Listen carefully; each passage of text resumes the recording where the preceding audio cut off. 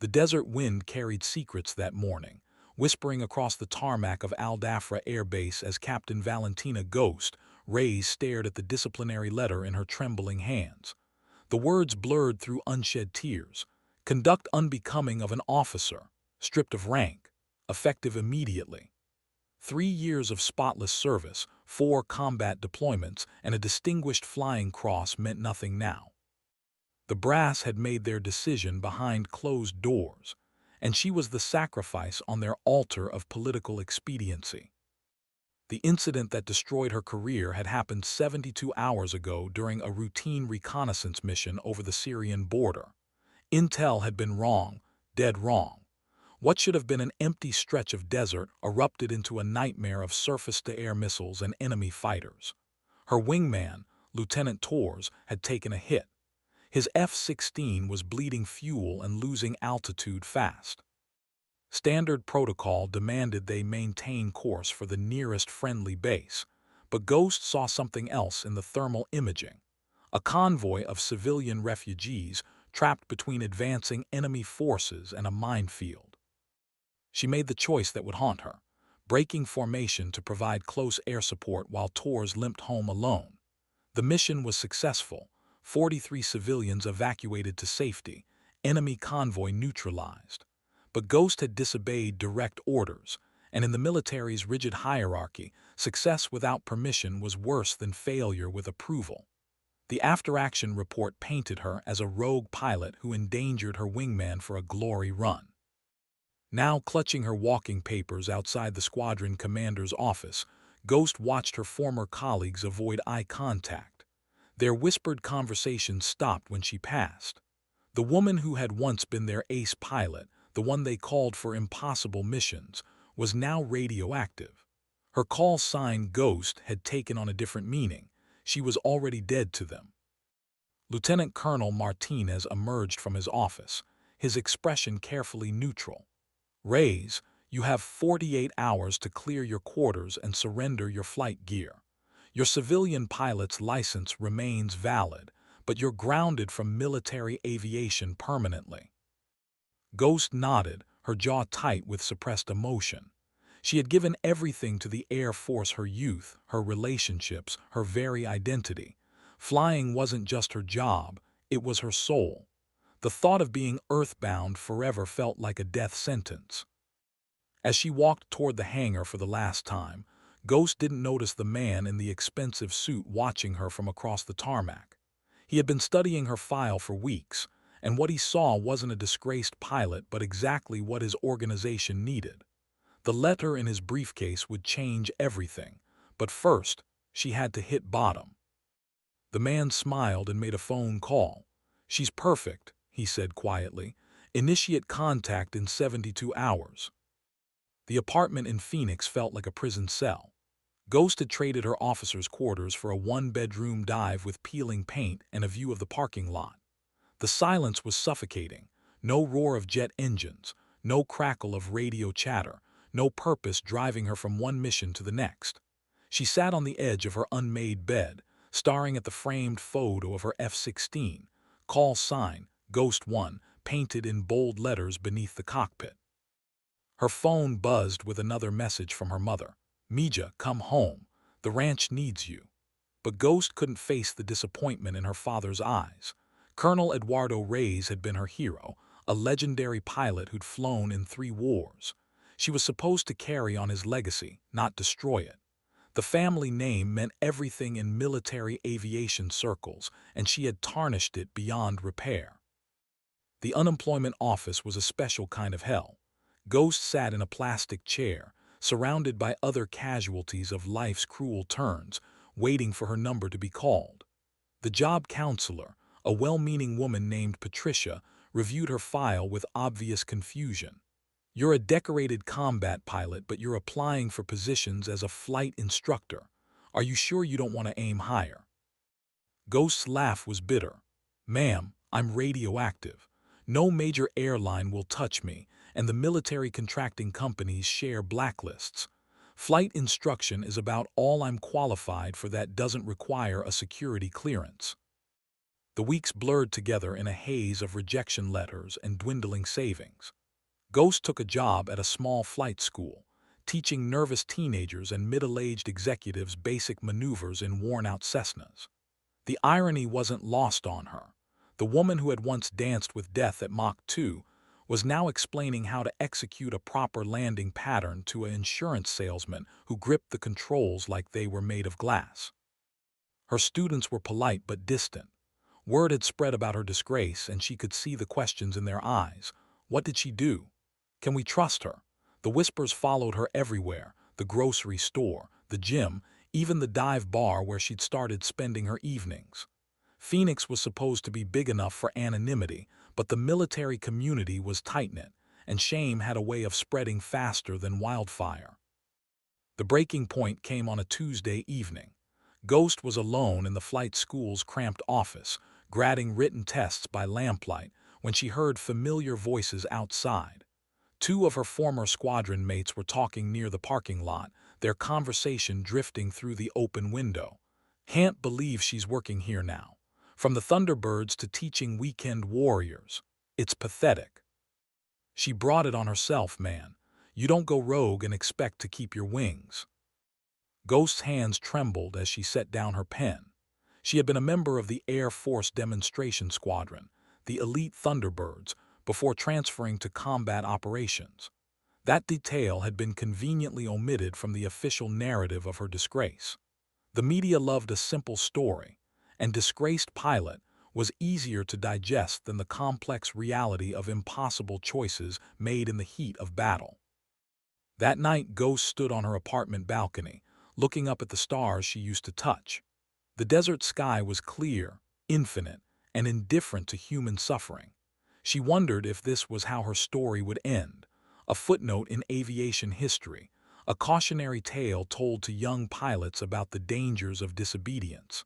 The thought of living the rest of her life as a ghost of her former self was almost unbearable. But somewhere in the darkness, wheels were already turning. The man in the expensive suit was making final preparations, and the impossible flight that would redefine everything was still ahead. Ghost just didn't know it yet. The knock came at 6:47 a.m., sharp and insistent. Ghost stumbled to the door in her pajamas, expecting another creditor or maybe her landlord with another late notice. Instead, she found a tall man in an impeccably tailored charcoal suit, his silver hair perfectly styled despite the early hour. His eyes were the color of winter sky, calculating and completely unreadable. "Captain Reyes, my name is Alexander Cross. I represent a private aerospace consulting firm. I have a proposition that might interest you." Ghost's immediate instinct was to slam the door. She'd heard about these vultures who preyed on disgraced military personnel, offering shady mercenary work or worse. But something in Cross's demeanor gave her pause. He carried himself with the quiet confidence of someone accustomed to power, and the business card he extended was simple, expensive, and revealed nothing. A. Cross, Senior Partner, Meridian Aerospace Solutions. "I'm not interested in whatever you're selling," Ghost said, but she didn't close the door. Cross smiled, the expression never reaching his eyes. "I'm not selling anything, Captain. I'm offering you a chance to fly again. Really fly. Not these toy airplanes you've been babysitting, but something that will push the boundaries of what's possible in aviation." The words hit Ghost like a physical blow.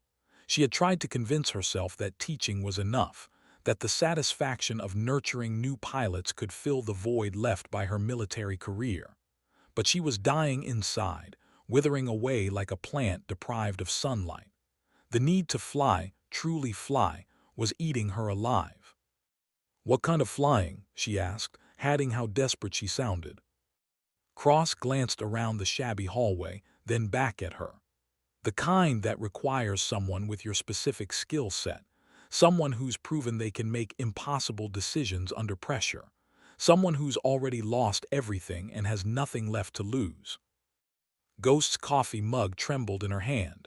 "You've done your homework. I know you broke formation over Syria to save 43 civilians. I know you landed a damaged F-16 in a sandstorm with zero visibility. I know you've been blacklisted by every major aviation employer in the country. But I also know that underneath all that disgrace and self-pity, you're still the best pilot most people have never heard of. The words stung because they were true. Ghost had been wallowing in self-pity, but Cross was right about something else. She was still the woman who had earned her wings through pure skill and determination. The military might have stripped her of her rank, but they couldn't take away her ability to fly. "What makes you think I'm interested?" Ghost asked, but her voice lacked conviction. Cross reached into his jacket and pulled out a manila envelope. "Because 3 months ago, you stood on your balcony and stared at the sky for 2 hours. Because you still wear your pilot's watch even though you're teaching civilians how to taxi. Because you'd rather die than spend the rest of your life on the ground." Ghost's blood ran cold. How could he know about the balcony? Had she been under surveillance? The implications were terrifying but also strangely exciting. After months of being invisible, someone was finally paying attention. "I need time to think," she said.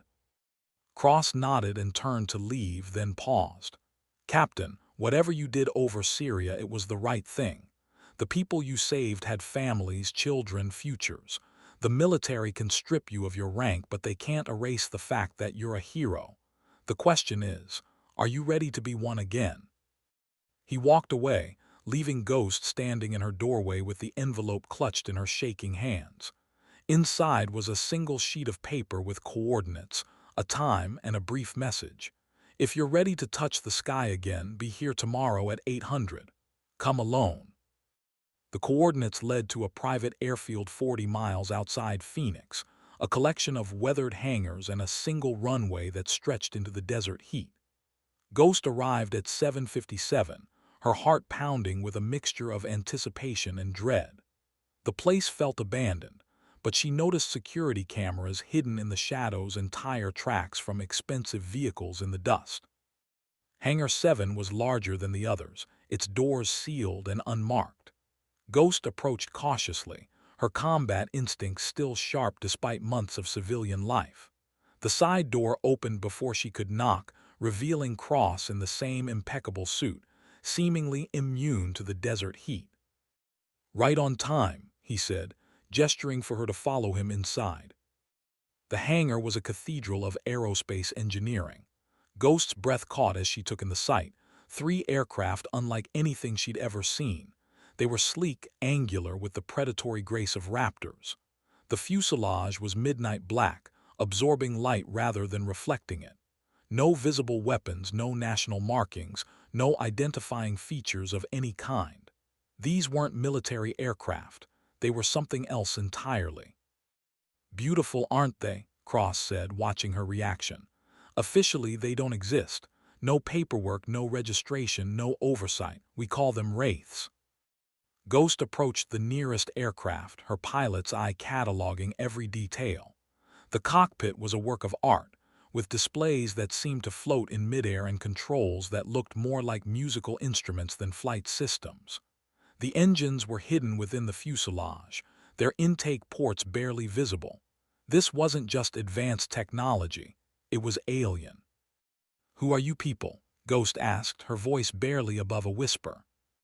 Cross smiled, the expression finally reaching his eyes. "We're the ones who handle problems that governments can't acknowledge. Black operations, impossible missions, situations that require plausible deniability. We exist in the spaces between countries, between laws, between what's possible and what's necessary." Ghost's military training screamed warnings, but her pilot's heart was singing. These aircraft represented everything she'd ever dreamed of: pure speed, unlimited ceiling, the ability to go anywhere and do anything. After months of feeling dead inside, she was finally alive again. "What would you want me to do?" she asked. Cross pulled out a tablet and showed her a satellite image. "There's a research facility in the Himalayas. Officially, it's a weather station. Unofficially, it's developing technology that could change the balance of power in the region. Your job would be to conduct high-altitude reconnaissance, confirm what's really happening there, and if necessary, eliminate the threat. Ghost studied the image. The facility was perched on a mountain peak at nearly 18,000 feet, surrounded by some of the most treacherous terrain on Earth. The weather patterns were notoriously unpredictable, and the political situation was explosive. Any government aircraft operating in the area would trigger an international incident. "You're talking about an act of war," Ghost said. Cross shook his head. "I'm talking about preventing one. The technology being developed in that facility could destabilize the entire region. We have reason to believe they're close to a breakthrough that would give them an unacceptable advantage." Ghost walked around the Wraith, her mind racing. Everything about this situation screamed danger, but she couldn't deny the pull she felt toward the aircraft. It was like coming home after a long exile. "What makes you think I'm your woman?" she asked. Cross's smile turned predatory. "Because you're already dead, Captain. Your military career is over, your reputation is destroyed, and you have nothing left to lose. But more importantly, you're the only pilot alive who's crazy enough to attempt what we're asking and skilled enough to succeed." The words hung in the air like a challenge. Ghost closed her eyes and felt the desert wind on her face, the same wind that had carried her toward her downfall 3 months ago. But now it felt different, like it was calling her toward something greater. "When do we leave?" she asked. Cross checked his watch. 4 hours. I hope you're ready to become a ghost again."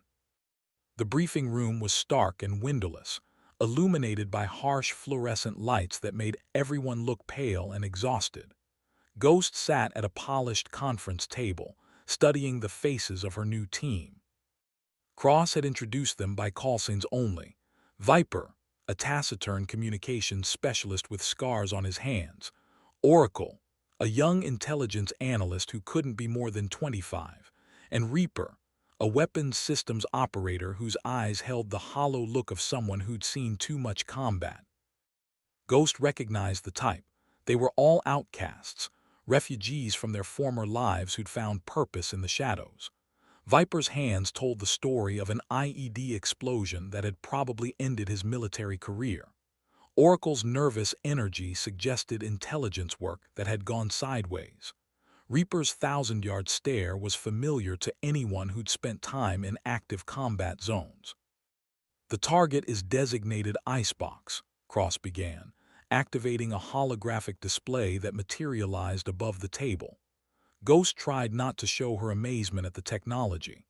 "It's a high-altitude research facility nominally operated by the Chinese government but actually controlled by a private consortium with ties to several hostile nations." The hologram showed a series of buildings carved into the mountainside, connected by covered walkways and surrounded by defensive positions. Ghost's pilot eye immediately cataloged the challenges: extreme altitude, unpredictable weather, sophisticated air defense systems, and terrain that would make any emergency landing impossible.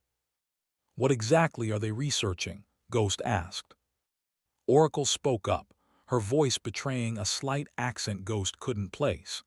"Atmospheric manipulation technology. They're developing systems that could theoretically control weather patterns over vast areas. Imagine being able to create droughts, floods, or storms on command." The implications were staggering. Weather control would be the ultimate weapon, capable of destroying entire nations without firing a single shot. Crops could be ruined, populations displaced, and governments toppled through what would appear to be natural disasters. "Intelligence suggests they're planning their first large-scale test within the next 72 hours, Cross continued. "If successful, they'll have a weapon that makes nuclear arsenals obsolete. Our job is to gather proof of their activities and, if necessary, shut them down permanently." Ghost studied the tactical display, her mind already working through approach vectors and defensive countermeasures. The facility was positioned to take advantage of the mountain's natural defenses, and the altitude would push both aircraft and pilot to their absolute limits. "What about collateral damage?" Ghost asked. "There have to be civilians in the area." Cross's expression hardened. "The nearest village is 20 miles away. The facility is staffed entirely by military personnel and foreign contractors. Everyone there knows the risks of their work." Ghost wasn't entirely convinced, but she'd learned to compartmentalize moral concerns during her military career. Sometimes the greater good required terrible choices, and if this technology fell into the wrong hands, the consequences would be catastrophic. "Flight time to target is 6 hours, Viper said, his voice gravelly from old injuries. "We'll have a narrow window for observation before the next weather system moves in. After that, the mountain will be socked in for days." Ghost nodded, already mentally preparing for the mission. High-altitude flying in the Himalayas was one of the most challenging environments in aviation. The air would be thin, the weather unpredictable, and the margin for error non-existent. But it was also exactly the kind of impossible mission that made her feel alive again. "What about extraction?" she asked. "If things go sideways, what's the plan?" Cross's smile was cold. "There is no extraction plan, Captain. If the mission fails, you were never here. Officially, you're still a disgraced pilot living in Phoenix. Unofficially, you become a legend." The room fell silent. Ghost had known this was a one-way mission from the moment she'd seen the Wraith, but hearing it stated so bluntly was sobering. Yet instead of fear, she felt a strange sense of peace. Better to die doing what she loved than to waste away in obscurity. "I understand," she said. "When do we launch?" Cross checked his watch. "Sunset. The darkness will provide cover for the first leg of the flight. By the time you reach the target area, you'll be flying in conditions that would challenge even the best pilots in the world." Ghost stood, her decision made. "Then let's go touch the sky." The pre-flight ritual was sacred, a series of checks and preparations that connected Ghost to every pilot who had ever strapped themselves into an aircraft and defied gravity. She moved through the Wraith's cockpit with reverent precision, her hands remembering the muscle memory of 1,000 flights. The advanced systems were intuitive, responding to her touch like the aircraft was reading her mind. The flight suit was unlike anything she'd worn before, a second skin that monitored her vital signs and adjusted to atmospheric conditions automatically. The helmet was a marvel of engineering, with displays that projected directly onto her retinas and communication systems that could reach anywhere in the world. For the first time in months, Ghost felt complete. "Ghost, this is Control," Viper's voice crackled through the comm system. "Weather report shows a window opening in approximately 4 hours. Mountain turbulence is expected to be severe, with wind shear at multiple altitudes." Ghost's fingers danced across the controls, bringing the Wraith systems online. The aircraft responded like a living thing, its engines purring with restrained power. Through the cockpit's curved transparency, she could see the sun setting over the desert, painting the sky in shades of orange and gold. "Control, Ghost," she replied, her voice steady despite the adrenaline coursing through her veins. "Systems are green across the board, ready for departure." "Oracle here," the intelligence analyst's voice joined the conversation. "Latest satellite imagery shows increased activity at the target. They're definitely preparing for something big.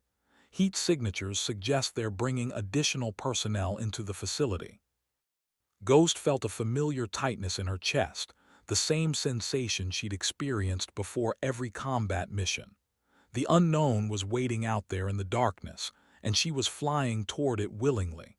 The thought should have been terrifying, but instead, it felt like coming home. "Reaper weapons check," Cross's voice cut through her thoughts. "All systems nominal," came the reply.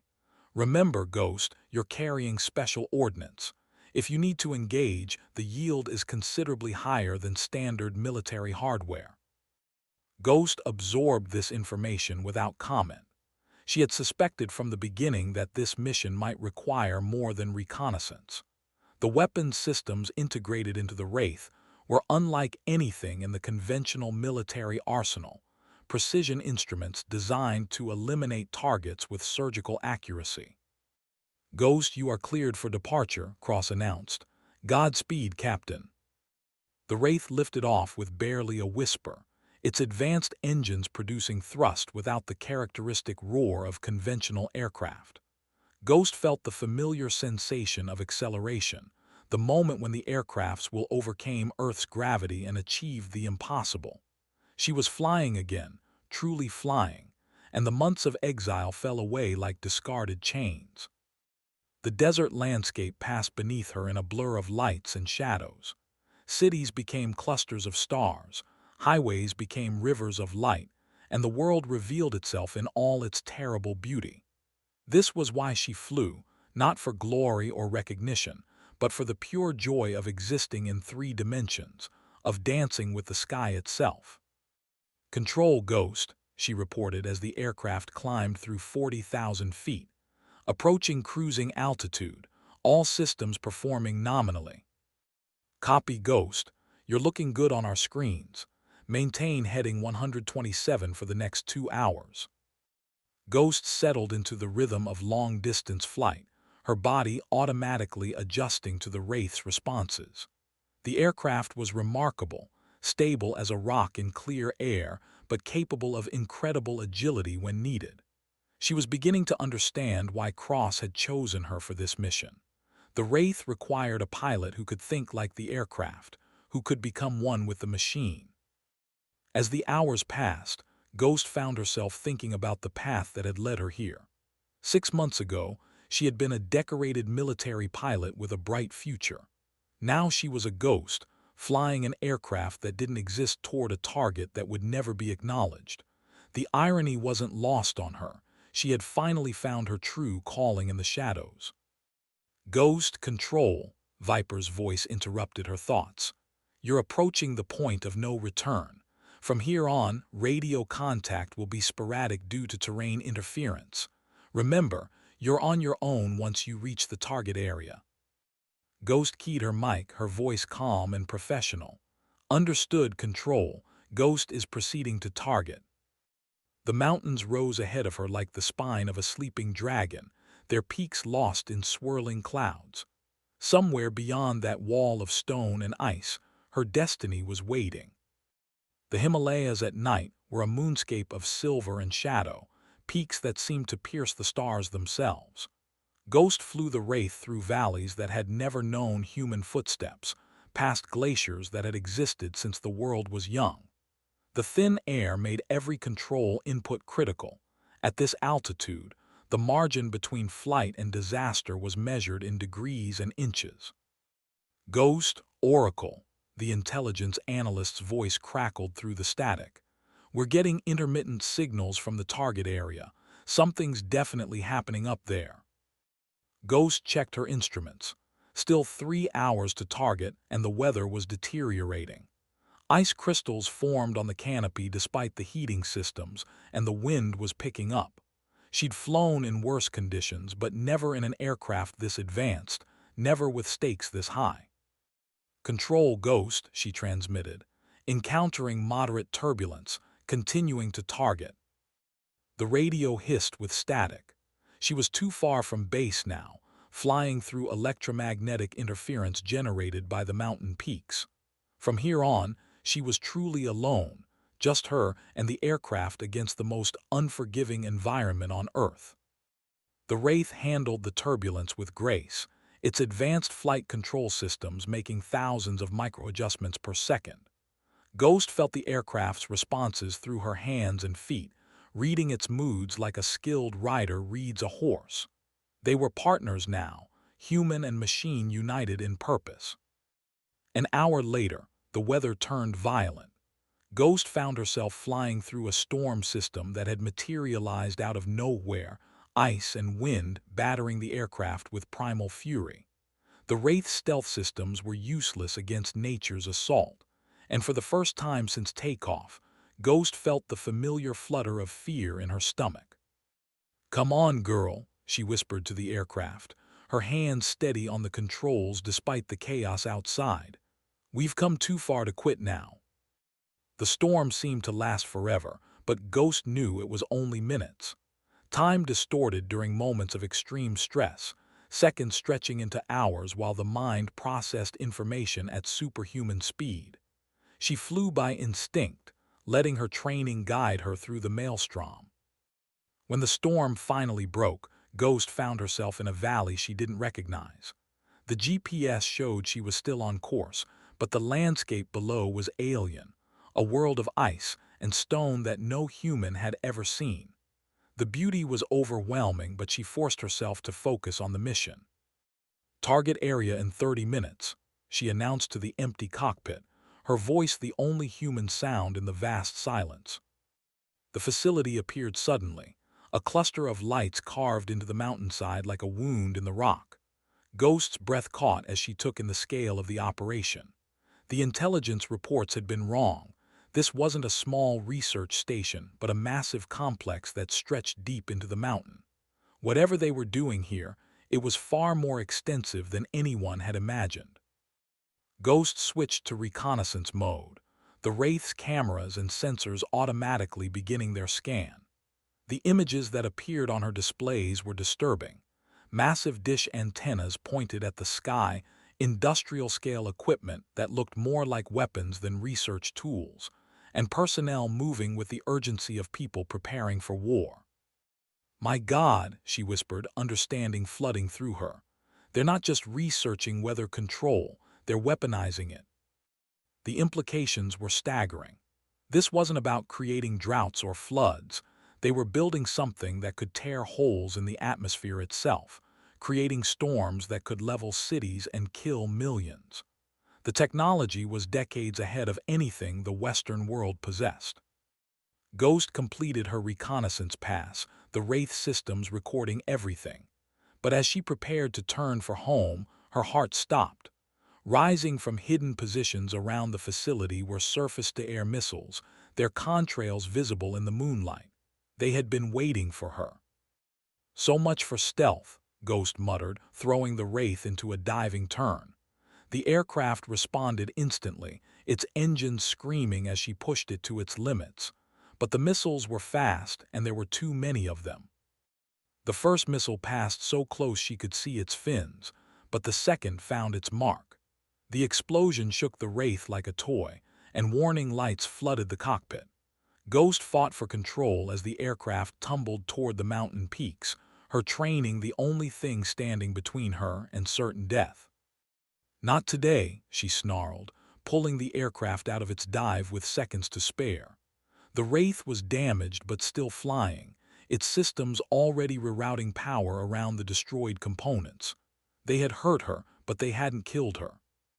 And now she was angry. The damaged Wraith flew like a wounded predator, its responses sluggish but determined. Ghost could feel the aircraft's pain through her hands, the way it favored its left side where the missile had struck.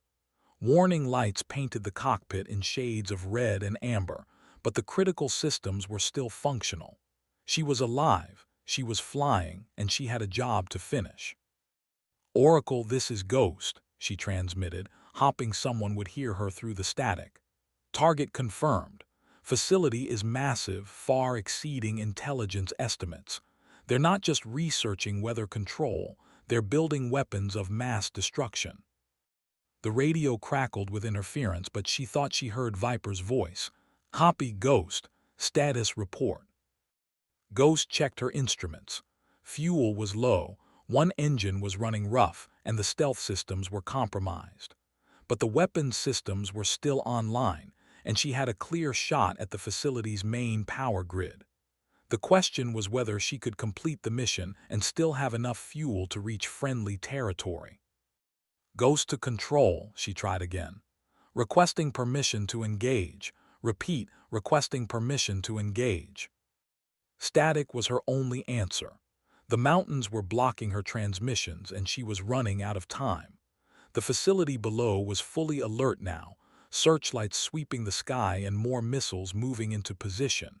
If she was going to act, it had to be now. Ghost made the decision that would define the rest of her life. She armed the Wraith's special weapons and dove toward the facility, the aircraft screaming through the thin air like an angel of death. The targeting systems locked onto the main power plant, a massive structure that fed energy to the entire complex. "This is for all the people you would have killed," she whispered, and pressed the firing button. The weapon struck with surgical precision, a beam of energy that penetrated the mountain itself. The explosion was contained but devastating, sending shockwaves through the facility that collapsed tunnels and destroyed equipment. Secondary explosions followed as fuel stores ignited and ammunition cooked off. Ghost pulled up from her attack run, the Wraith's engines straining against the thin air. Below, the facility was dying, its lights flickering out one by one. She had done it. The weapon that could have killed millions was destroyed, and the world was safer for her actions. But the victory came at a cost. The attack run had used most of her remaining fuel, and the damaged engine was losing power. Ghost ran the calculations in her head and didn't like the results. She was 500 miles from the nearest friendly airfield, flying a damaged aircraft with barely enough fuel to reach the border. "Control, Ghost," she transmitted. "Mission accomplished. Facility is destroyed, proceeding to extraction point." The radio remained silent, but Ghost wasn't concerned. She had done what she came to do, and now she faced the final challenge: getting home alive. The return flight was a masterpiece of aviation skill, Ghost nursing the damaged Wraith through mountain passes and weather systems that would have challenged a healthy aircraft. She flew by instinct and experience, balancing fuel consumption against the need for speed, altitude against the risk of detection. Hours passed in a blur of concentration and determination. The Wraith system slowly failed around her, but Ghost kept flying, kept pushing toward the dawn that was breaking over the eastern horizon. She was a ghost indeed, invisible to radar and human eyes, carrying news of victory back to the world of the living. When the fuel gauges finally hit zero, Ghost was still 30 miles from the extraction point. The engines flamed out one by one, and the Wraith began its final descent. But Ghost wasn't finished. She had one more trick up her sleeve. The aircraft's advanced systems included something called Emergency Glide Mode, a configuration that turned the Wraith into the world's most sophisticated glider. Ghost activated the system and felt the aircraft transform, its wings extending and its control surfaces adjusting for maximum lift. "Come on, girl," she whispered to the aircraft. "One more miracle." The Wraith glided through the dawn sky like a ghost indeed, silent and invisible, carrying its pilot toward an uncertain future. Ghost had accomplished the impossible, but the hardest part was yet to come: landing a dead aircraft on a runway she couldn't see, with no radio contact and no room for error. As the ground rose to meet her, Ghost smiled. She was exactly where she belonged. The emergency landing was a thing of beauty, a testament to 20 years of flying experience and the Wraith's exceptional gliding capabilities. Ghost touched down on a civilian airfield in northern India, the aircraft's tires kissing the runway with barely a whisper. Ground crews rushed toward the strange black aircraft, but Ghost was already shutting down systems and preparing for extraction.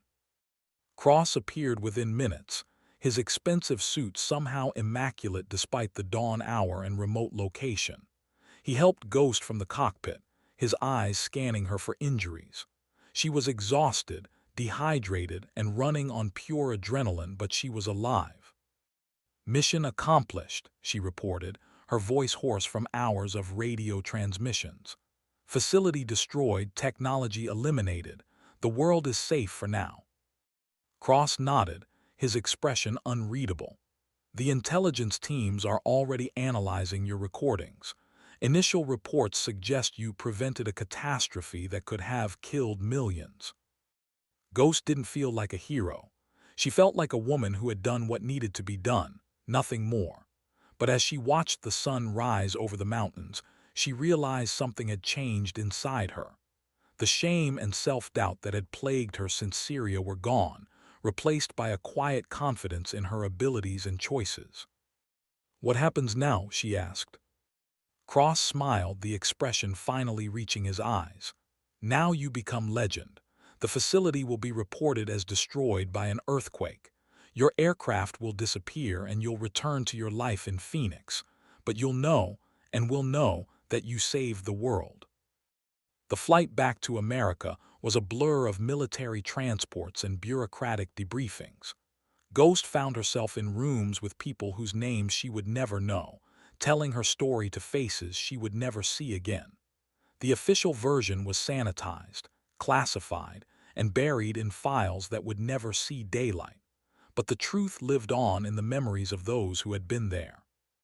When Ghost finally returned to her apartment in Phoenix, everything looked exactly as she had left it. The same peeling paint, the same view of the parking lot, the same suffocating silence. But she was different now, transformed by fire and purpose into something new. Her phone was filled with messages from the flight school, angry complaints about her unexplained absence. Ghost listened to them with detached amusement, then deleted them all. She wouldn't be returning to that life. She couldn't go back to teaching weekend warriors to fly when she had tasted the infinite sky. The knock on her door came 3 days later. Cross stood in the hallway holding another manila envelope. This time, his smile was genuine. "We have another mission, Captain. Something that will require your unique skills." Ghost took the envelope without opening it. She already knew her answer. "When do we leave?" "Tomorrow. There's a situation developing in the South China Sea. A rogue submarine with experimental weapons heading toward international shipping lanes. The Navy can't touch it without triggering World War III." Ghost nodded, already feeling the familiar surge of adrenaline. "What kind of aircraft?" "Something new. Something that can operate both above and below the surface. We call it the Leviathan." As Ghost closed the door behind Cross, she caught her reflection in the hallway mirror. The woman staring back at her was different from the one who had been stripped of her rank months ago. This woman had purpose, had found her place in the shadows between nations. She was no longer Captain Valentina Reyes of the United States Air Force. She was Ghost, and she was exactly where she belonged. The next morning, Ghost packed her few belongings and left the apartment without looking back. The rental car was waiting outside, keys in the ignition, GPS already programmed with coordinates she didn't recognize. As she drove toward her new destiny, Ghost realized she was smiling for the first time in months. The sky was calling, and she was ready to answer. The submarine pen was carved into a cliff face on the Oregon coast, hidden behind a facade of weathered rock and crashing waves. Ghost had been driving for 18 hours, following a route that took her through back roads and forgotten highways, avoiding main thoroughfares and surveillance cameras. The instructions had been precise. Arrive at exactly 800, park in the designated spot, and wait. The entrance opened as she approached, massive doors sliding apart to reveal a tunnel that descended into the earth. Ghost drove into the darkness, her headlights revealing walls lined with sensors and automated defense systems. This wasn't just a hidden facility, it was a fortress. The cavern that opened before her was breathtaking. It was an underground harbor, complete with docks, maintenance facilities, and what appeared to be a small city carved into the rock.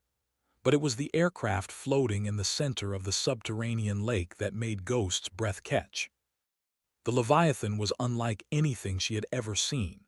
It was sleek and organic, like a manta ray made of metal and composite materials. The hull was designed for both atmospheric and underwater flight, with adaptive surfaces that could seal against water pressure or optimize for aerodynamic efficiency. It was beautiful and terrifying, a predator perfectly adapted to its environment. "Impressive, isn't it?" Cross's voice echoed in the cavern as he approached from the shadows. "The Leviathan represents the next evolution in military aviation.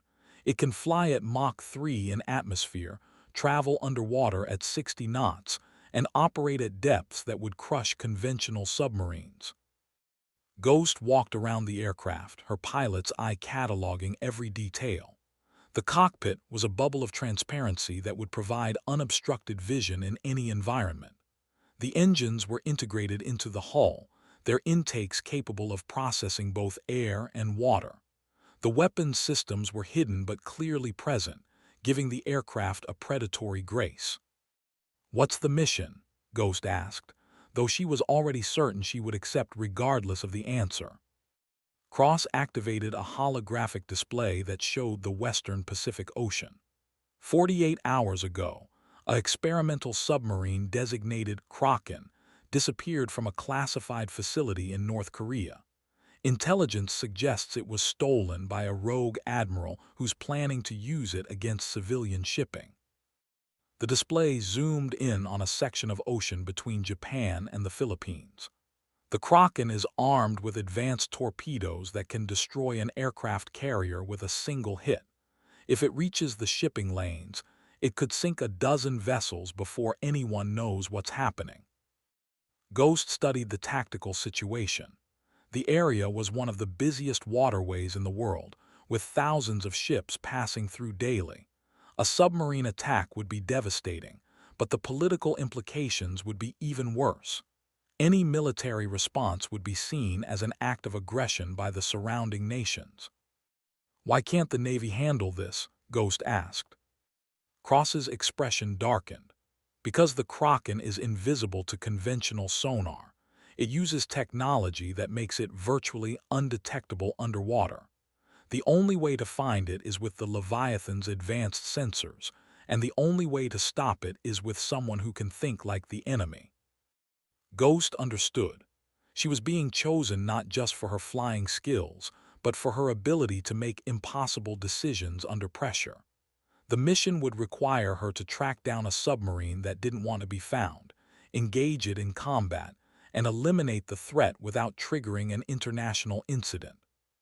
The Leviathan is equipped with specialized weapons designed for underwater combat, Cross continued. Cavitation torpedoes that can penetrate any hull, electromagnetic pulse charges that can disable electronics, and if necessary, a single nuclear device for absolute termination. The weight of responsibility settled on Ghost's shoulders. She was being asked to become a one-woman navy, to hunt and kill in an environment where mistakes were fatal and hesitation was weakness. But she had already proven herself capable of making the hard choices, and the stakes were too high to refuse. "When do I launch?" she asked. Cross smiled. "As soon as you're ready. The Kraken has a 12-hour head start, but the Leviathan is faster. If you leave within the next hour, you can intercept it before it reaches the shipping lanes." Ghost nodded and began her pre-flight inspection. The Leviathan was more complex than the Wraith, with systems for underwater navigation, pressure equalization, and aquatic combat. But the fundamentals were the same: thrust, control, and the marriage of human skill with mechanical precision. As she strapped herself into the pilot's seat, Ghost felt the familiar transformation. She was no longer a disgraced ex-pilot or a woman seeking redemption. She was a hunter, a guardian of the thin line between civilization and chaos. The ocean was calling, and she was ready to answer. "Control, this is Ghost," she transmitted as the Leviathan systems came online, requesting permission to launch. "Permission granted, Ghost. Hunt well." The aircraft slipped into the water with barely a ripple, its hull adapting to the marine environment. Ghost felt the transition as the Leviathan transformed from aircraft to submarine, its controls shifting to accommodate underwater flight. She was flying through liquid sky now, chasing a ghost through the depths of the Pacific. The hunt had begun.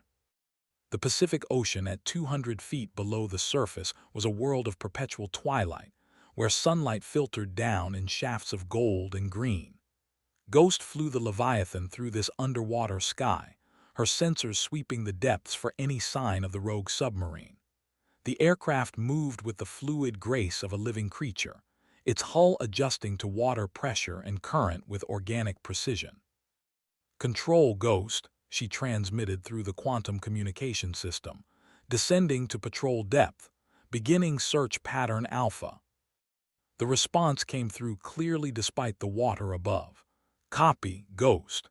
Latest intelligence suggests the Kraken is heading for the shipping lanes at bearing 127. Intercept course plotted and uploaded to your navigation system. Ghost banked the Leviathan toward the new heading, feeling the aircraft's response through the water. Underwater flight was different from atmospheric operations, more like swimming than flying, with currents and pressure gradients replacing wind and weather. But the principles were the same. Read the environment, anticipate the target's movements, and strike with precision. The sonar display showed the ocean floor passing below, a landscape of underwater mountains and valleys that had never known sunlight. Schools of fish appeared as clouds of silver on her screens, and occasionally larger shapes that might have been whales or submarines. Ghost's training allowed her to distinguish between biological and mechanical signatures, but the Kraken's stealth technology made it nearly invisible even to the Leviathan's advanced sensors. Control Ghost, she reported after an hour of fruitless searching. No contact with target, expanding search pattern to include alternate routes. The ocean was vast, and the Kraken could be anywhere within a 100-mile radius. Ghost had to think like her quarry, anticipating where a rogue submarine commander would go to avoid detection. The shipping lanes were the obvious target, but a smart commander would approach from an unexpected direction. Ghost studied the underwater terrain, looking for features that might conceal a submarine. There, a series of underwater canyons that paralleled the main shipping route. If she were commanding the Kraken, she would use the canyons for cover, emerging only when it was time to strike. The Leviathan dove deeper, following the canyon walls toward the shipping lanes. Ghost's instruments showed increasing water pressure, but the aircraft's hull adapted automatically, its composite materials flexing to maintain structural integrity. She was flying through crushing depths that would have destroyed conventional aircraft, but the Leviathan was built for this environment. Contact, Ghost whispered, her eyes locked on the sonar display. A faint return, barely visible against the background noise, but unmistakably artificial. The Kraken was moving through the canyon like a ghost, its stealth systems rendering it nearly invisible. Ghost adjusted her course, following the contact while maintaining distance. The Kraken was larger than she had expected, easily the size of a nuclear submarine but with lines that suggested advanced hydrodynamics. It was moving with purpose, heading directly toward the shipping lanes. Control Ghost, she transmitted. Target acquired, initiating tracking protocol. The hunt became a deadly game of cat and mouse, with Ghost shadowing the Kraken through the underwater canyons. The rogue submarine's commander was skilled, using the terrain to mask his movements and periodically changing course to avoid detection. But Ghost was better, anticipating his moves and staying just outside his sensor range. As they approached the shipping lanes, Ghost could see the surface traffic on her displays. Massive container ships, oil tankers, and passenger vessels all following the established routes. Thousands of innocent lives depended on her success, and failure would mean not just death but international catastrophe. The Kraken began to accelerate, rising toward the surface like a shark sensing blood. Ghost realized with horror that the rogue commander wasn't planning to attack randomly. He was targeting a specific vessel. Her sensors identified the target, a passenger ferry carrying over 1,000 people between Japan and the Philippines. Control Ghost, she transmitted urgently. Target is moving to attack position. Civilian vessel in immediate danger, requesting permission to engage. The response was immediate. Permission granted Ghost, eliminate the threat. Ghost armed the Leviathan's weapon systems, feeling the familiar weight of responsibility settle on her shoulders. She was about to become judge, jury, and executioner in the depths of the Pacific, with no witnesses except the fish and the darkness. The cavitation torpedoes launched with barely a whisper, their wake invisible in the black water. Ghost had calculated the intercept perfectly, but the Kraken's commander was no fool. At the last moment, the rogue submarine executed a violent evasive maneuver, the torpedoes missing by mere feet. "So you want to play," Ghost muttered, diving after the Kraken as it fled toward deeper water. The hunt had become a battle, and she was ready for war. The underwater dogfight was unlike anything Ghost had ever experienced. The Kraken twisted and turned through the water with desperate agility, its commander using every trick in the book to avoid the pursuing Leviathan. Ghost matched him turn for turn, her aircraft responding to her thoughts as much as her controls. The rogue submarine launched countermeasures, clouds of metallic chaff that confused sonar, decoy devices that mimicked the Kraken's signature, and at least one torpedo that passed close enough to the Leviathan to rattle Ghost's teeth. But she pressed the attack, her training and instincts keeping her on target despite the chaos. "Control, Ghost," she transmitted between maneuvers. "Target is highly maneuverable and well-armed. This is going to take everything I've got." The Kraken suddenly reversed course, heading back toward the shipping lanes with suicidal determination. Ghost realized the commander had decided that if he couldn't escape, he would complete his mission and take as many innocents with him as possible. Ghost pushed the Leviathan to its limits, the aircraft's hull groaning under the stress of high-speed underwater flight. She was gaining on the Kraken, but slowly, and time was running out. The passenger ferry was only minutes away, and once the rogue submarine reached attack range, 1,000 people would die. "Not on my watch," Ghost snarled, arming the electromagnetic pulse charges. The weapons were designed to disable electronics rather than destroy hulls, but they would be enough to stop the Kraken's attack. The EMP charges detonated in a sphere of invisible energy, washing over the Kraken's hull and penetrating its shielding.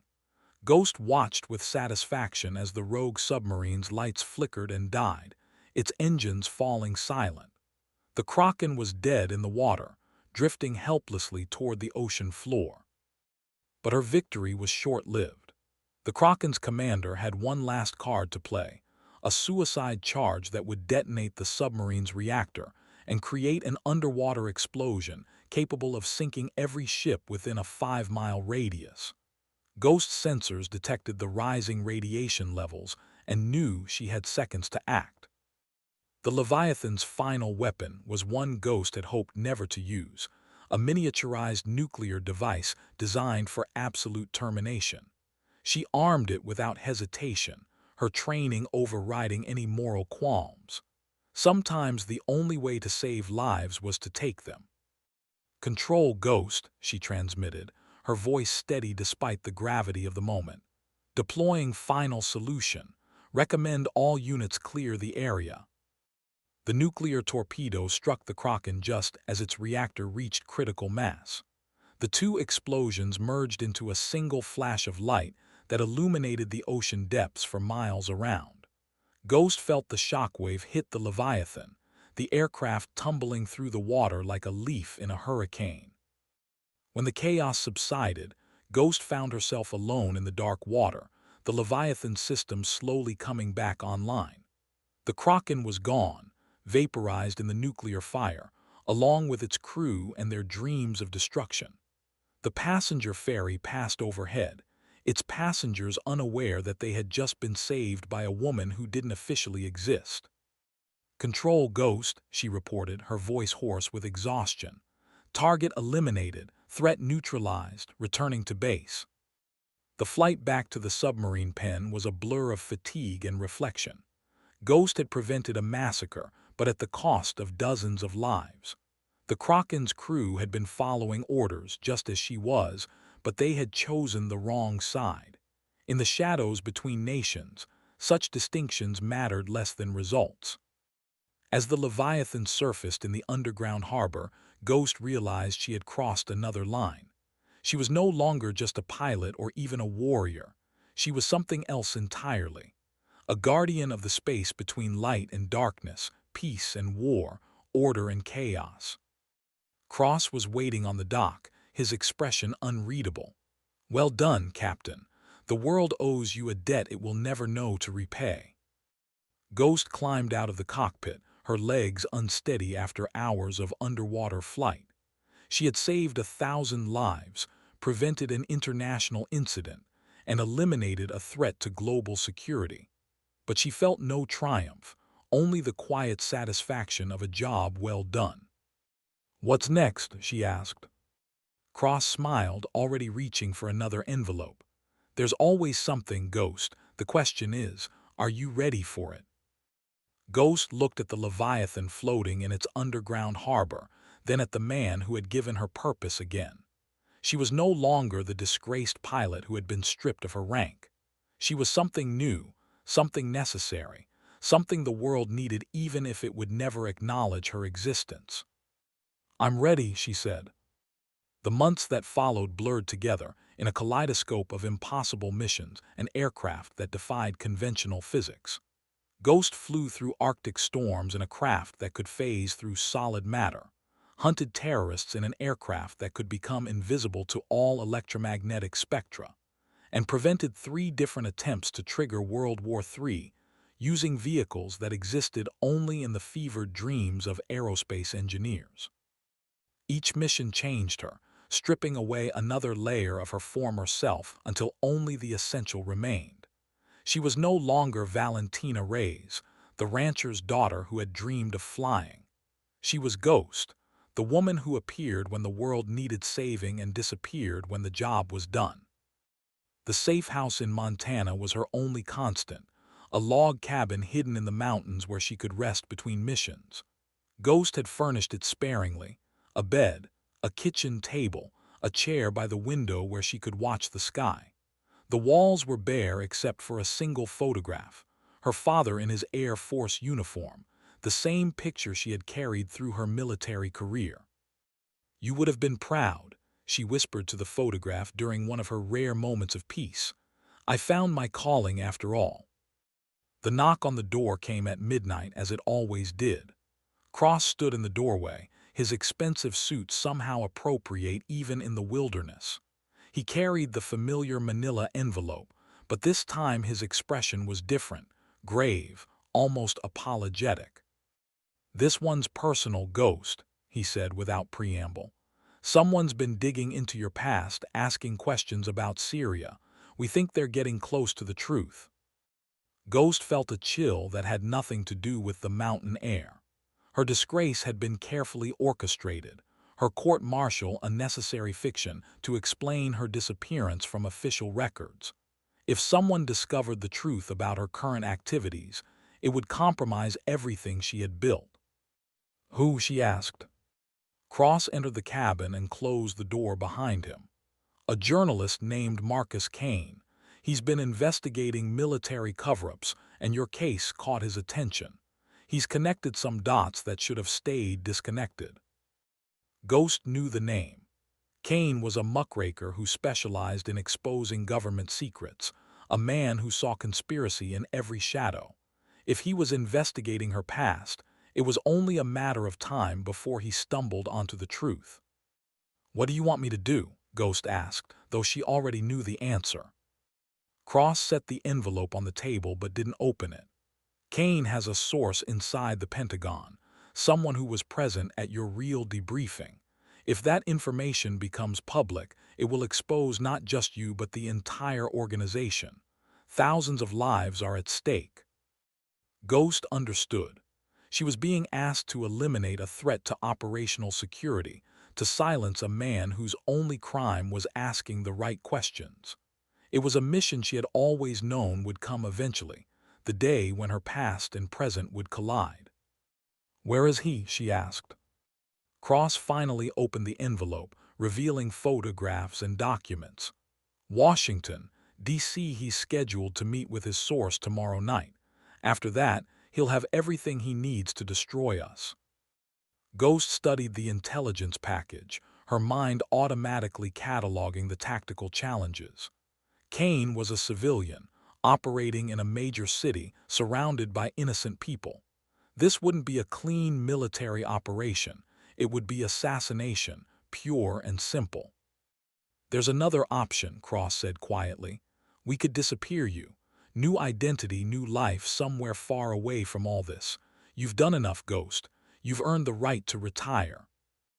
Ghost looked at the photograph of her father, then at the envelope containing Marcus Kane's death warrant. She had spent her entire adult life in service to others, first as a military pilot, then as a ghost in the shadows. The thought of walking away, of finding peace, was almost overwhelming. But she knew she couldn't do it. Too many people depended on her, too many threats existed that only she could handle. The world needed Ghost, even if it would never know her name. I'll handle Kane, she said, her voice steady despite the turmoil in her heart. But after this, I want to know who I'm really working for. No more questions without answers. Cross nodded, his expression respectful. After this mission, you'll have access to everything, the full truth about who we are and what we're trying to accomplish. Ghost sealed the envelope and stood. When do I leave? Tonight. There's a prototype aircraft waiting at the airfield, something designed for urban operations. You'll like it. As Ghost packed her few belongings, she caught her reflection in the cabin's mirror. The woman staring back at her was harder than the pilot who had been stripped of her rank a year ago, her eyes holding secrets that would die with her. She was no longer becoming Ghost, she was Ghost, fully and completely. The drive to the airfield took her through sleeping towns and empty highways, past lives she would never live and dreams she had abandoned. Ghost had made her choice long ago, and every mission since had been a step further from the light. But someone had to walk in the shadows, and she was uniquely qualified for the job. The aircraft waiting for her was unlike anything she had seen before, a sleek, silent machine that seemed to absorb light rather than reflect it. It was designed for stealth operations in urban environments, capable of hovering motionless or moving at incredible speed without making a sound. Beautiful, isn't she? Cross said, admiring the craft. We call her the Phantom. She's perfect for what you need to do. Ghost ran her hand along the aircraft's hull, feeling the subtle vibrations of its advanced systems. Tomorrow night, she would use this machine to end a man's life, to silence a voice that asked inconvenient questions. It was necessary work, but it was also the final step in her transformation from hero to something else entirely. I'll bring her home, Ghost promised, and began her final pre-flight inspection. Washington, D.C. at night was a city of secrets, where power brokers made deals in shadowed restaurants and classified information changed hands in parking garages. Ghost flew the Phantom through the urban canyons, her aircraft invisible to radar and human eyes alike. The city's lights spread below her like a circuit board, each building a component in the vast machine of government. Marcus Kane lived in a converted warehouse in the DuPont Circle area, a space that served as both home and office for his investigative work. Ghost had studied his files during the flight, a former military reporter who had turned to freelance journalism after being blacklisted for asking too many questions. He was divorced, childless, and obsessed with exposing the truth no matter the cost. The Phantom touched down on the warehouse's roof without a sound, its landing gear automatically adjusting to the uneven surface. Ghost slipped from the cockpit, her mission gear rendering her nearly invisible in the darkness. She had come armed with weapons that would make Kane's death look like a heart attack, maintaining the fiction even in murder. The warehouse's security system was sophisticated, but not beyond her capabilities. Ghost moved through the building like a whisper, her training allowing her to navigate the maze of offices and equipment without triggering alarms. She found Kane in his main office, surrounded by documents and photographs that told the story of her disgrace. The journalist was younger than she had expected, perhaps 45, with the intense eyes of someone who had seen too much truth. He was working late, as his files suggested he always did, driven by a compulsion to expose the lies that held society together. Ghost could have killed him then, a quick injection that would stop his heart in seconds. Instead, she found herself studying the man who had dedicated his life to revealing secrets. His walls were covered with awards for journalistic excellence, photographs of wars he had covered, and a single picture of a young soldier, probably his brother, killed in action based on the black border around the frame. "You're not here to kill me," Kane said without looking up from his computer. "If you were, I'd already be dead." Ghost's hand moved to her weapon, but she didn't draw it. "You're investigating things that could get a lot of people killed." Kane finally turned to face her, showing no fear despite the obvious danger. "People are already dying because of the lies. Your court-martial was a sham, wasn't it? You were never really disgraced, you were recruited." Ghost remained silent, her training warring with something she couldn't name. Kane represented everything she had been taught to oppose: a threat to operational security, a man who would expose vital secrets for the sake of truth. But he also represented something she had once been: a person who asked questions and demanded answers. "I know about the missions," Kane continued, his voice steady. "The weather facility in the Himalayas, the submarine in the Pacific, the terrorist cell in Morocco. You've been saving the world while everyone thinks you're a disgrace." Ghost's finger tightened on her weapon. "You don't understand what you're dealing with. The secrecy isn't about protecting the government, it's about protecting everyone else." Kane smiled sadly. "That's what they all say, but who protects us from the protectors? Who watches the watchers?" The question hung in the air between them, heavy with implications. Ghost had been so focused on her missions that she had never considered the broader picture. She was part of an organization that operated without oversight, that made life-and-death decisions in the shadows. Who was to say they were always right? "I have a source meeting me tomorrow night," Kane said. "Someone who was there when you were really debriefed. He's going to tell me everything, about the organization, about the missions, about the lies that have been told to protect the truth." Ghost knew she should kill him then, complete the mission and return to her safe house. But something held her back, a memory of who she had been before the disgrace, before the transformation into Ghost. She had been a woman who stood up for what was right, even when it cost her everything. "What do you want?" she asked. Kane's eyes lit up with hope. "I want the truth, not just about your court-martial, but about everything. The public has a right to know what's being done in their name." Ghost holstered her weapon and moved to the window, looking out at the city lights. Somewhere in those buildings, Cross was probably monitoring the situation, waiting for confirmation that Kane had been eliminated. But Ghost found herself thinking about the refugees she had saved over Syria, the passengers on the ferry, the millions of people who slept peacefully because of her actions. "If I tell you the truth," she said finally, "will you promise to use it responsibly? Not every secret needs to be exposed." Kane nodded eagerly. "I'm not trying to destroy national security. I just want accountability." Ghost made a decision that would change everything.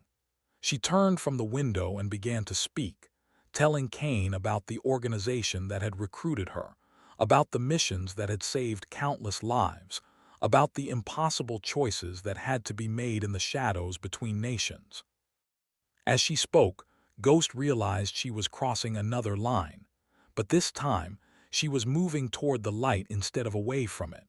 For the first time in months, she felt like herself again, like the woman who had saved those refugees regardless of the consequences. The truth, she discovered, was its own kind of flight. The meeting with Kane's source never happened. Ghost's confession had changed everything, setting in motion a chain of events that would reshape the shadow world forever. Kane agreed to delay his story, to work with Ghost to expose the organization's excesses while protecting its necessary work. It was a delicate balance, but one that offered hope for accountability without destroying the thin line between civilization and chaos. Cross was waiting when Ghost returned to the safe house, his expression unreadable. He had monitored the conversation, of course, and knew exactly what had transpired. The betrayal should have triggered immediate termination protocols, but Cross seemed more thoughtful than angry.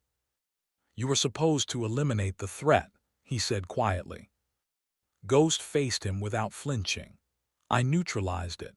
Kane won't publish anything that would compromise active operations, but he's going to tell the truth about the organization's existence, about the need for oversight."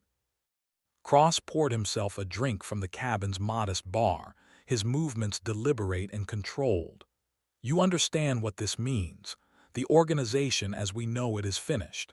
There will be investigations, hearings, public scrutiny. Most of our operations will be shut down." Ghost nodded. "Maybe that's not entirely a bad thing. Power without accountability is just another form of tyranny." Cross's laugh was bitter. "You think the world is ready for that level of transparency? You think democracy can handle the truth about what it takes to keep the lights on?" The question struck at the heart of Ghost's struggle. She had seen the darkness that existed in the world, the threats that emerged from the spaces between nations. But she had also seen what happened when good people operated without oversight, when the means justified any end. "I think we have to try," she said. "The alternative is becoming the very thing we're fighting against." Cross set down his drink and studied her with newfound respect. "You're not the same woman who walked into that hangar in Phoenix. The organization changed you, but you've changed it as well." Over the following weeks, Ghost found herself at the center of a carefully orchestrated revelation. Kane's story broke on a Tuesday morning, sending shockwaves through the intelligence community and triggering emergency sessions in Congress. The organization's existence was revealed, but in a way that emphasized its accomplishments rather than its methods. Ghost became the face of the new transparency, testifying before closed sessions of the Senate Intelligence Committee about the missions she had flown and the threats she had neutralized. The disgrace that had destroyed her military career became a badge of honor, proof that she had been willing to sacrifice everything for the greater good. The hearings were intense, with senators demanding answers about accountability and oversight. Ghost answered their questions with the same honesty she had shown Kane, acknowledging the moral complexity of operating in the shadows while defending the necessity of the work. "The world is not a simple place," she told the committee. "There are threats that exist in the spaces between nations, problems that require solutions governments can't officially acknowledge. Someone has to handle those situations, but they need to be held accountable for their actions." The committee's final report recommended the formation of a new organization, one that would operate with oversight and transparency while maintaining the capability to handle impossible situations. Ghost was offered the position of director, a chance to shape the future of shadow operations. She accepted, on the condition that she would continue to fly missions personally. She had learned that leadership from the rear was insufficient. Someone had to be willing to take the same risks they asked of others. The new organization was smaller than its predecessor, more focused and accountable. But it was also more effective, its actions guided by principles rather than just expediency. Ghost found herself leading missions that were not just successful but morally justified, operations that saved lives without compromising souls. The aircraft evolved as well, becoming more sophisticated but also more transparent. Each mission was documented, each decision justified, each outcome measured against the cost in human terms. The shadow world had stepped into the light, and it was stronger for the exposure. On a clear morning 6 months after Kane's story broke, Ghost stood on the deck of the organization's new headquarters, watching the sun rise over the mountains. The facility was open to oversight, its operations subject to review, its personnel accountable for their actions. It was everything the old organization had not been. Cross approached, carrying 2 cups of coffee. He had agreed to serve as deputy director, providing institutional knowledge while accepting the new reality of oversight. Their relationship had evolved from handler and asset to partners in building something better. "Any regrets?" he asked, handing her a cup. Ghost considered the question. She had lost her anonymity, her ability to operate without consequences. But she had gained something more valuable, the knowledge that her actions were just, that the organization she led served democracy rather than subverting it. "None," she said. "This is what I should have been doing all along." A new mission alert chimed on her tablet, a situation developing in the Middle East that required immediate attention. Ghost smiled as she read the briefing, already planning her approach. The work continued, but now it was guided by principle rather than just necessity. As she walked toward the hangar where her latest aircraft waited, Ghost realized she had finally found her true calling. Not as a ghost in the shadows, but as a guardian of the light. The ceremony was small and private, held in a secure facility that still officially didn't exist. Ghost stood before a gathering of intelligence officials, military officers, and the handful of politicians who had been briefed on the organization's activities. On her chest, she wore a medal that would never appear in any official records, the Star of Valor, reserved for those who had served in the shadows. "Captain Valentina Reyes," the defense secretary intoned, "in recognition of your exceptional service to the nation and the world, service that cannot be acknowledged publicly but will never be forgotten privately." Ghost accepted the medal with the same quiet dignity she had shown throughout her career. The recognition was meaningless compared to the knowledge that she had made a difference, that her actions had saved countless lives and prevented global catastrophe. After the ceremony, Ghost found herself alone with her father. Colonel Eduardo Reyes had been read into the organization's activities, his security clearance upgraded to allow him to understand what his daughter had really been doing during her supposed disgrace. "I knew," he said quietly as they walked through the facility's corridors. "I knew you couldn't have done what they said you did. You were never capable of abandoning your wingman for glory." Ghost felt tears threaten for the first time in months. Her father's faith had sustained her through the darkest moments, even when she couldn't tell him the truth about her activities. "I'm sorry I couldn't tell you," she said. "The secrecy was necessary." Colonel Reyes stopped walking and turned to face his daughter. "You did what you thought was right. You always have. That's what makes you a true pilot, not the ability to fly, but the willingness to navigate by your own moral compass." The words hit Ghost harder than any medal or commendation. She had spent so long focused on the missions, on the immediate threats, that she had forgotten the deeper purpose of her service. She wasn't just a pilot or a spy or a guardian. She was a woman who had chosen to do right regardless of the cost. That evening, Ghost stood in her office, looking out at the runway where her aircraft waited.